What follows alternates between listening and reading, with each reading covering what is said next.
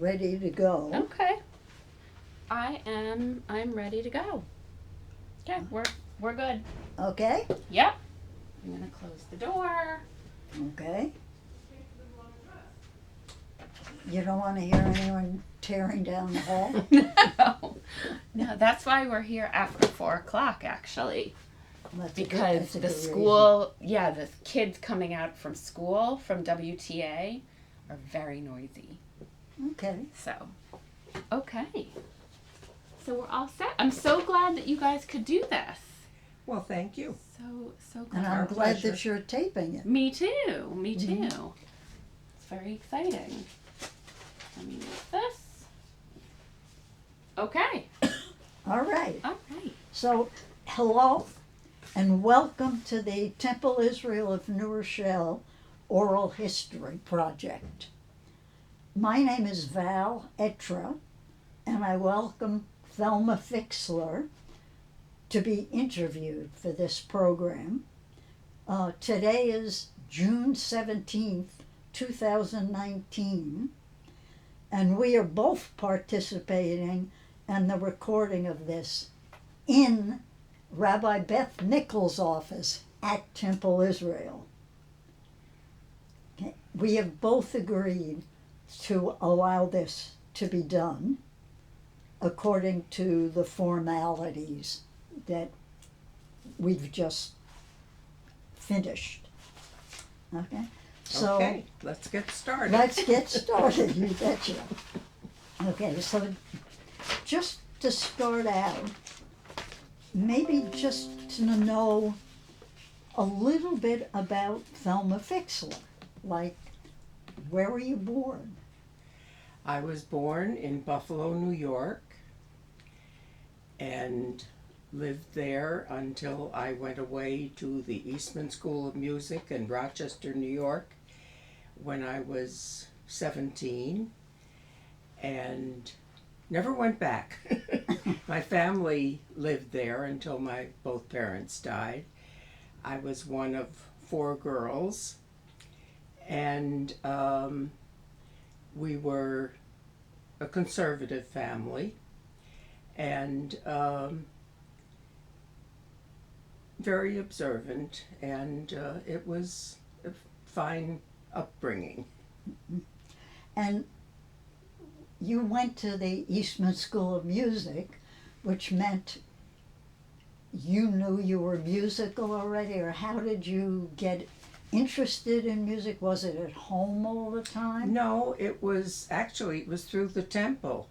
The choir director there heard me sing and encouraged me, and at one point suggested a teacher, and so I started studying voice, and that was how it started.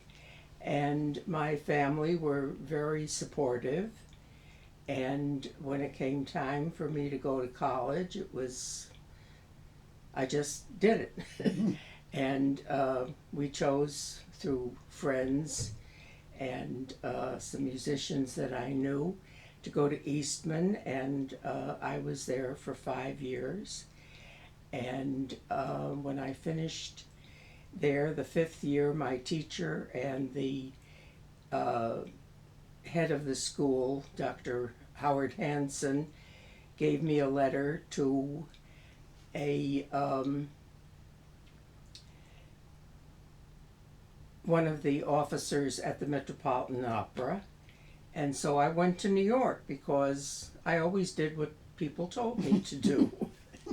So I went to New York City and had an audition at the Metropolitan. They didn't need me at the time, so I went into, I was offered a job in the chorus of Rosalinda, which was on Broadway at the time.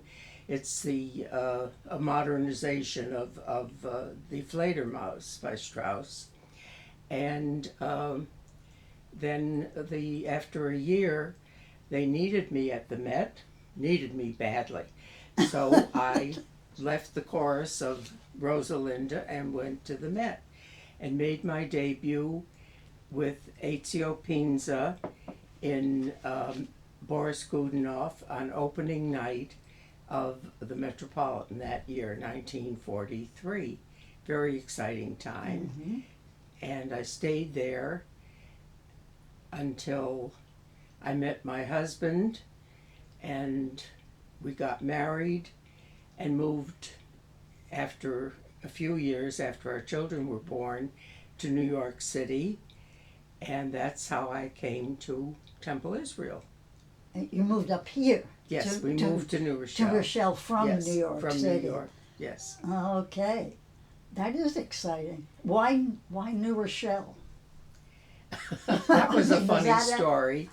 I was very friendly with Jan Pierce and his wife Alice, and Alice said move to New Rochelle, so we moved to New Rochelle. You were still following the I was what people following told advice of people that we knew and loved and knew that were doing the best for us. And as a matter of fact, she recommended her real estate agent, and we found a lovely house on Woodlawn Avenue in New Rochelle. And I lived there for, oh God, maybe 40 some years. you. Okay. It was a lovely area, and Still is a lovely still is a area. lovely area, Mhm. right? And where do you live right now? Right now, I'm in Larchmont, New York, in an apartment by myself, and the house was too much, so I moved. Okay, all right. But I've still connected. I stayed in this area after I moved from New Rochelle because of Temple Israel. I felt that I had a better support system with my friends here, and it was a good decision. Mm-hmm. So there are two things maybe we could pursue. One is, who were some of those friends, and were they at Temple? And the other thing is, how did you find out about Temple Israel of New Rochelle? I mean, I know it's in New Rochelle, but you grew up conservative, and this isn't the only temple in town. So how did you end up? We went to, my husband Bob and I went to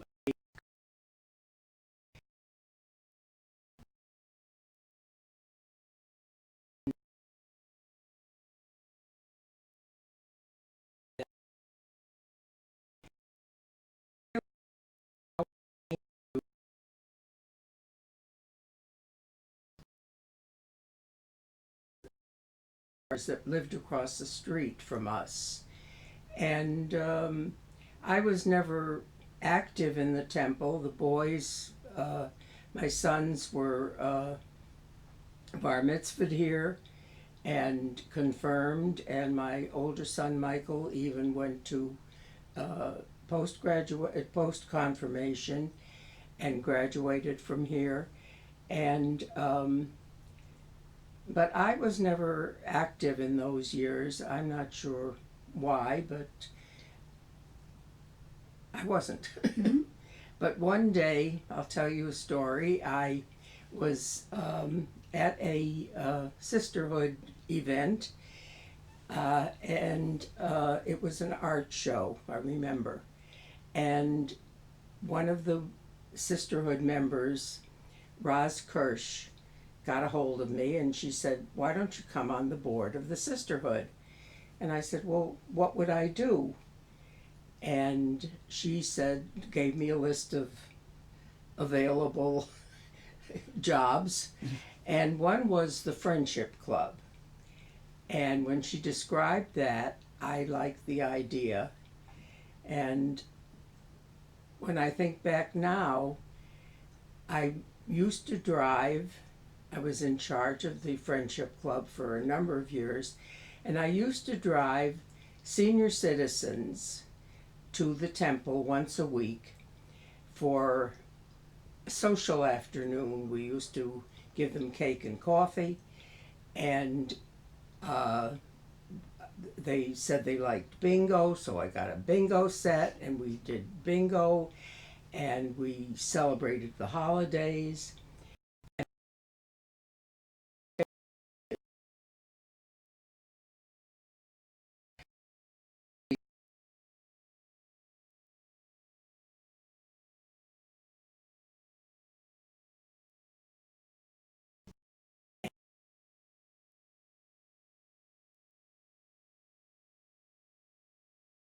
was on the board of trustees, and after I was finished with my sisterhood presidency, I was invited to stay on the board, became an officer of the temple. I was a vice president. I was a secretary. I've been involved ever since, and I had great friends. Helene Handelman was a very dear friend, and Adele Wasco. Those are names that you know. Who else? Florette Gannis was a good friend, and it was a great experience. As a matter of fact, Adele has moved to Hershey, Pennsylvania to be closer to her daughter, and I do hear from her. We talk to each other at least once a month, and it's very nice. And how is she doing? Because she was she attended a lot here. Oh, yes. And of course, her husband was the president of the congregation Yes. for a while, and the head of the what do you call it? He was administrator at one point. It was administrator for a while, and also he started the shofar. Yes, that's group. right. Yes. So how's She's she doing fairly well. She's quite arthritic, but she manages, and she sees a lot of her daughter and her son.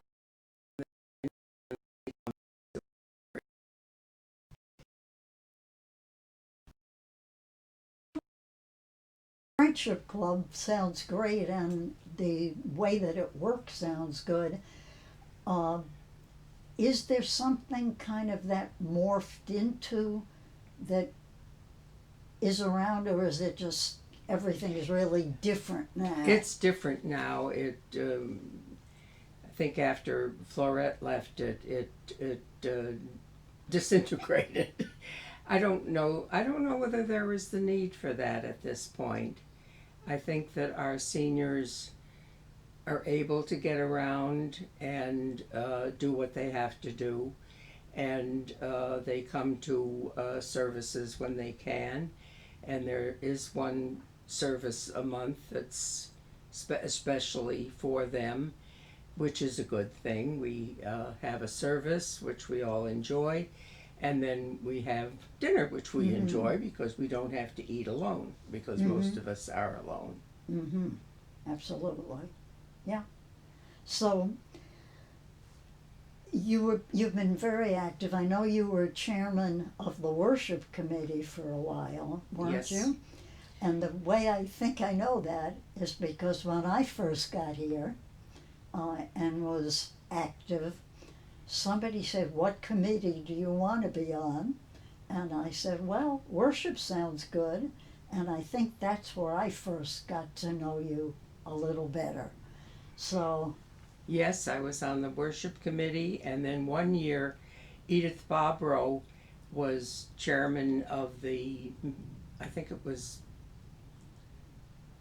it membership or something, and so we exchanged, and she became president of the worship committee, and but she was a great friend. She and Wally Barbara were very good friends. I miss these people. I bet you do. And the ones that are still here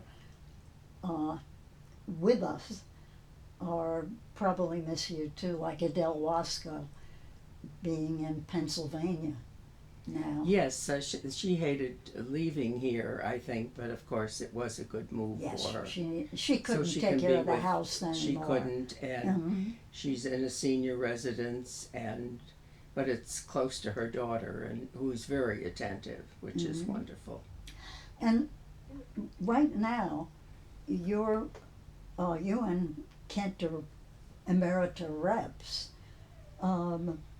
deal with the food for thought. Can you tell us a little bit about that? Because you've Yes. kind of continued a role here beside coming.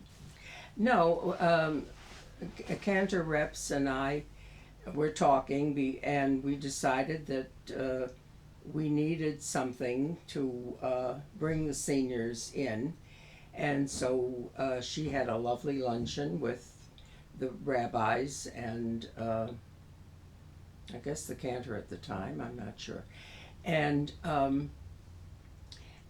we suggested that we start this group. And Rabbi Wiener has been wonderful. He gets excellent people to talk to us, and it's been very enlightening. It's been a wonderful thing.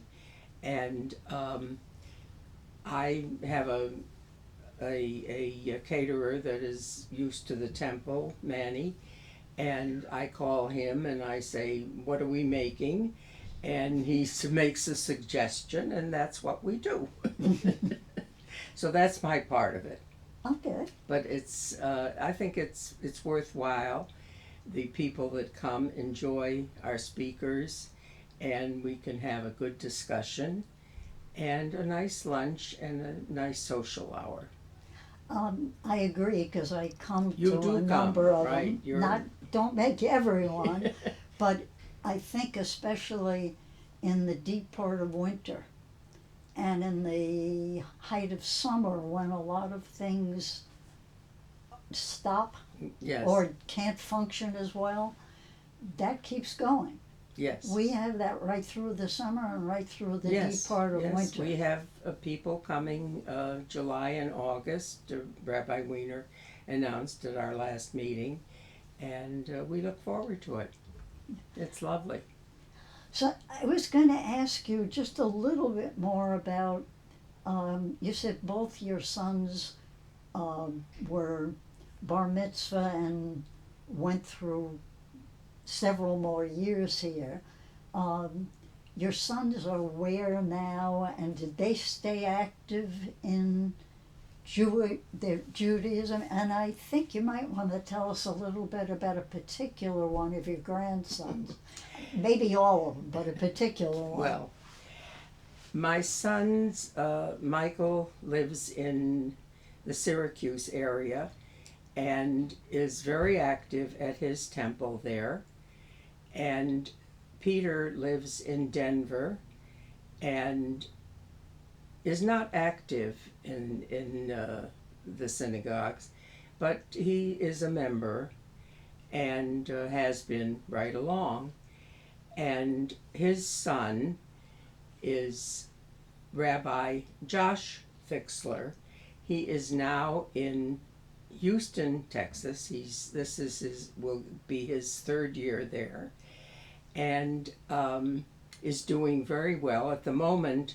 He's in I think he's in Vienna, but he was in Prague, investigating all the golem paraphernalia around the town, and had a wonderful time because he's been a golem, what do you call it, follower for many years. And so he finally got there. He took a group from his temple, and that's where he is. And he'll be back this week. What's today? Monday.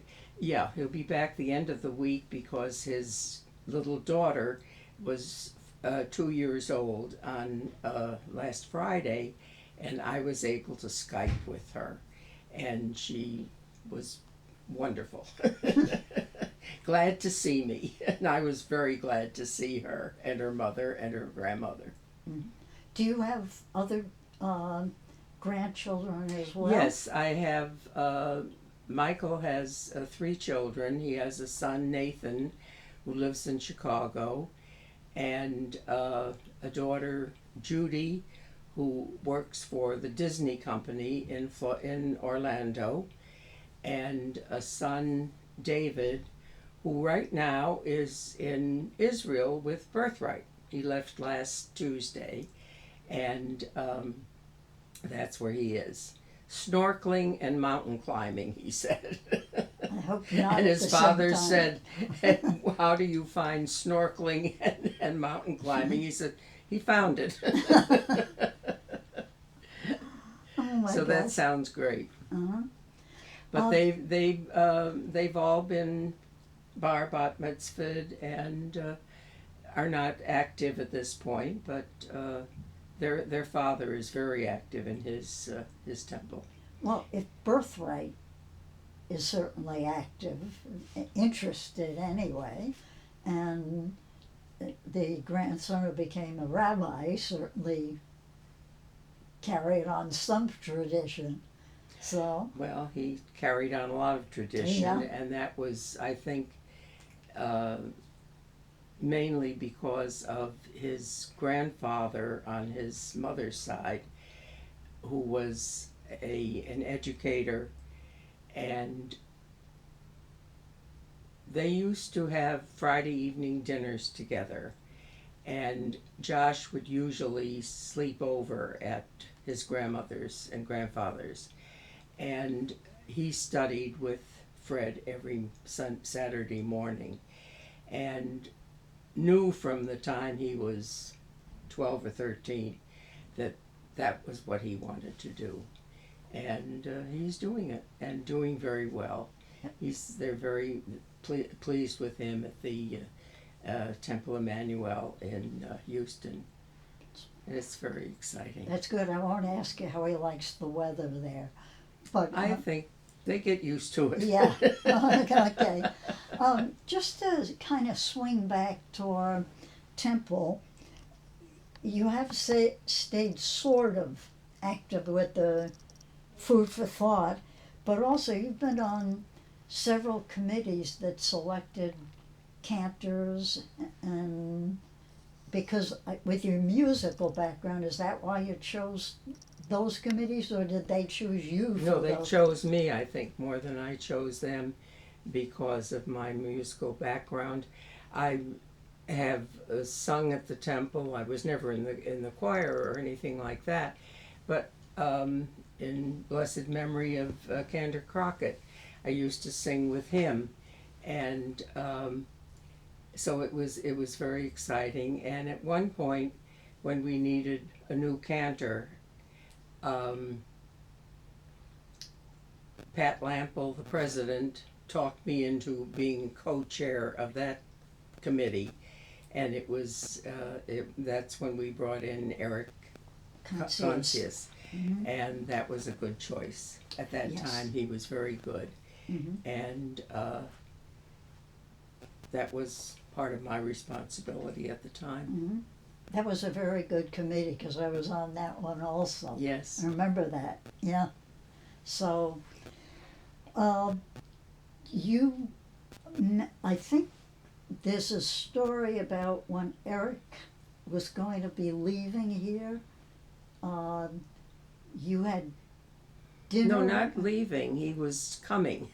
Oh, when he was coming. When he was coming for his first interview, I was the co-chair, and I picked him up at the airport, at the train station, and was driving on Weaver Street to take him for dinner before coming to the meeting. And as we were driving, he saw a sushi restaurant. He said, "Oh, I love sushi." And so I made a quick U-turn, and we had the most wonderful sushi dinner that night. And that's how I really got to know him and enjoy being with him. Okay. And supported him while he was here, and feel that I think that our Cantor Schloss right now is a wonderful successor. Yeah. Really, really perfect. Yes. I'm Absolutely. very, very fond of him and what he has done. I agree, and I also think that it's a blessing to have Beth Nichols and Rabbi Wiener and Cantor Schloss work so well together. They certainly well. do, and I admire that. There doesn't seem to be any animosity or any jealousy, or it's just they run things very smoothly, which is great. Yeah, in and out of each other. Somebody asked me at Friday night services, where's Cantor Schloss? And with that, they announced from the Bema that he was at a dinner for the children's choir because they had done such a lot of work that I don't know why they asked, but one of the parents was having a dinner for the whole kids choir, and the cantor was there Friday night. He should be. He should be, absolutely. And they're very cute, right? So just to kind of pull things together, where do you see the temple right now and your role in it or your connection to it? I'm not phrasing that very well, so if you want to take off No, on your own. I don't have a role in it now because it's been taken over by a younger group, and I think that's wonderful. As far as I'm concerned, that's the future of the temple, is the younger group that is taken over and is doing a good job. And I hope they continue and are able to do well. Absolutely. It's very important that we are here and that we remain here for future generations. It's important. And I think, just to bring one other thread in, I think you were pretty close to Rabbi Wall and to Ivy Wall. And Yes, I was. Rabbi Wall was very instrumental in having Pat Lample come in as a president. She was the head of the Interfaith Council at that point.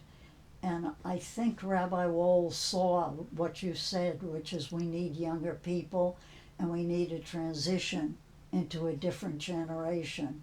And Pat began that, and then the presidents we've had have just been wonderful about continuing that. It's very important, and Rabbi Wall recognized that and did a lot for the young people. I was involved with him in many projects that way, and it was always very worthwhile to be involved with him. I was an early member of the Coalition for Mutual Respect and supported him in that, and was very glad to. Okay. Is there something that you'd like to say or to add just to pull this together or wrap it up, or am I leaving you two out in the open there? No, not at all. I feel that my time here has been very pleasant. I've enjoyed it and found it very satisfying, and it's kept me close to my religion, which I'm very proud of. And I'm just happy to be here and come when I can and see my friends that take good care of me. And because I'm getting up there in age, I'm going to celebrate my 100th birthday in September. And I don't feel like 100, but they say I am. And it's my time here has been very happy, and I'm glad to be able to continue. And if I remember 2 years ago, you were part of a small group that they honored? I was honored twice. Okay, that first I was one honored twice. Mm-hmm. A number of years ago, I was the honoree at the gala, and then I think it was about 3 years ago that they honored, what did he call us? The something for. Yeah. It was Helene Handelman and Adele Wasco Mm-hmm. and Edith Bobrow and myself. Mm-hmm. Okay. And it was that was very wonderful nice. to be honored with wonderful. them. It was a very, Because we very were nice good evening. friends, and it was very, very, very satisfying. Excellent. All right. So, anything else that you want to add, or are we? No, I think that about covers it, and it was nice to be able to do this. Thank you, Mia.